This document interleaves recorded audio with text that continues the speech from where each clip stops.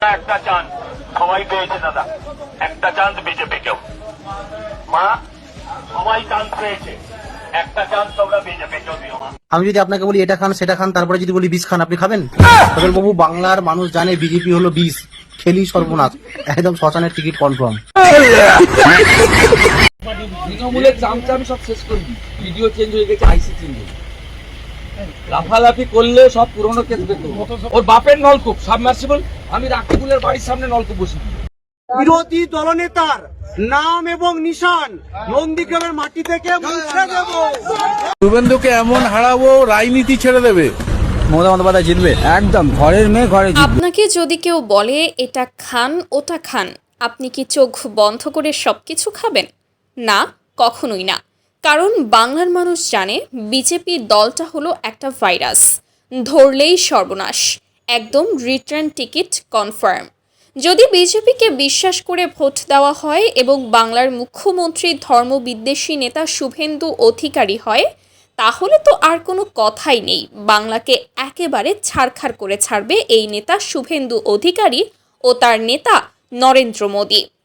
এই কথাটা মাথায় রেখে বিজেপিকে বয়কট করে এদেরকে প্রতিরোধ করুন ভোটের মাধ্যমে। যারা ধর্মের দোহাই দিয়ে রাজনীতি করে তাদেরকে না বলুন। প্রতিটি সিদ্ধান্তের আগে আমরা ভাবি, বুঝি, যাচাই করি। তাহলে দেশের ভবিষ্যৎ, বাংলার ভাগ্য, এত বড় সিদ্ধান্ত কি আমরা না ভেবে, না বুঝে নিয়ে ফেলতে পারি? এটাই আজকের সবচেয়ে বড় প্রশ্ন। আজকের বাংলার রাজনীতি শুধু প্রতিশ্রুতির খেলা নয়, এটা বিশ্বাস, আশা আর বাস্তবতার কঠিন লড়াই। একদিকে আছে উন্নয়নের দাবি, অন্যদিকে আছে পরিবর্তনের দাবি। আর এই দুই শক্তির মাঝখানে দাঁড়িয়ে আছে সাধারণ মানুষ, যারা প্রতিদিন জীবনের বাস্তব সমস্যার সঙ্গে লড়াই করছে। এই রাজনৈতিক আলোচনায় বারবার উঠে আসছে নরেন্দ্র মোদী এবং শুভেন্দু অধিকারী সহ একাধিক নেতার ভূমিকা ও সিদ্ধান্ত। কিন্তু আসল প্রশ্নটা কোনো ব্যক্তির নয়, আসল প্রশ্নটা মানুষের জীবনের। আজ সাধারণ মানুষ জানতে চায়, চাকরির সুযোগ কি সত্যিই বাড়ছে, নাকি শুধু প্রতিশ্রুতি সীমাবদ্ধ থাকছে? দাম কি নিয়ন্ত্রণে আসছে? যুব সমাজ কি সত্যিই তাদের স্বপ্নের পথ খুঁজে পাচ্ছে? এই প্রশ্নগুলোর উত্তরই ঠিক করবে মানুষের রাজনৈতিক দিক নির্দেশ। বাংলার মানুষ আজ আর শুধু বক্তৃতা শুনতে চায় না, তারা দেখতে চায় বাস্তব পরিবর্তন। কারণ এখন সময় বদলেছে, মানুষ অনেক বেশি সচেতন, অনেক বেশি প্রশ্ন করতে শিখেছে। সোশ্যাল মিডিয়ার যুগে প্রতিটি সিদ্ধান্ত, প্রতিটি প্রতিশ্রুতি এখন মানুষের চোখের সামনে।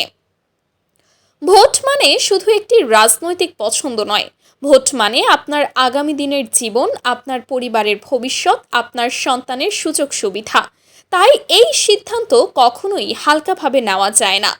আজ প্রয়োজন আবেগ নয়, যুক্তি দিয়ে চিন্তা করার। কারণ একটি ভুল সিদ্ধান্ত বহু বছরের জন্য প্রভাব ফেলতে পারে, আর একটি সঠিক সিদ্ধান্ত একটি এলাকার ভবিষ্যৎ বদলে দিতে পারে। এখন সময় এসেছে সাধারণ মানুষের আরও সচেতন হওয়ার। কে সত্য কাজ করছে আর কে শুধু কথা বলছে, এই পার্থক্য বুঝতে হবে। শেষ পর্যন্ত বাংলার ভবিষ্যৎ নির্ভর করছে সাধারণ মানুষের সিদ্ধান্তের ওপর। জনগণই ঠিক করবে কোন পথে যাবে রাজনীতি, কোন পথে যাবে উন্নয়ন। আপনার মতামত কমেন্টে জানান, আপনি বাংলার ভবিষ্যৎ কোন পথে দেখতে চান। ভিডিওটি শেয়ার করুন, কারণ সচেতনতা ছড়ানোই এখন সবচেয়ে বড় শক্তি। সাবস্ক্রাইব করুন বাংলার বার্তা পশ্চিমবঙ্গ ইউটিউব চ্যানেলটিকে। সত্য জানুন, সত্যের পথে থাকুন। জয় বাংলা।